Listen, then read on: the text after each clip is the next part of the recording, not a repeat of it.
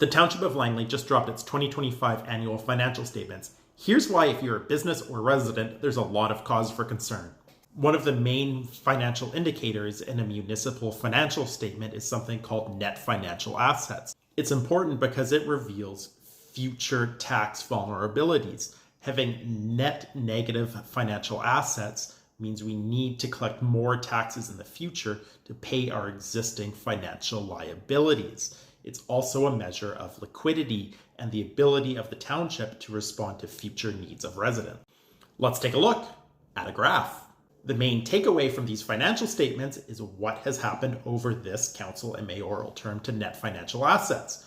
We started with having $124 million of net financial assets, and now we're down to having $131 million of net financial debts. That's not the whole picture, though. There are two adjustments to make to the net financial position that don't show up in the financial statements, though. The first one is what we've committed to in the Township of Langley Housing Trust Society. That is a total of $177 million of borrowing. There's also $79 million of internal borrowing that occurred that was needed to complete the Smith Soccer Campus as well as the 5 Rinks LEC expansion. This brings our adjusted net financial position to minus $374 million. And finally, no discussion of finance is complete without comparables.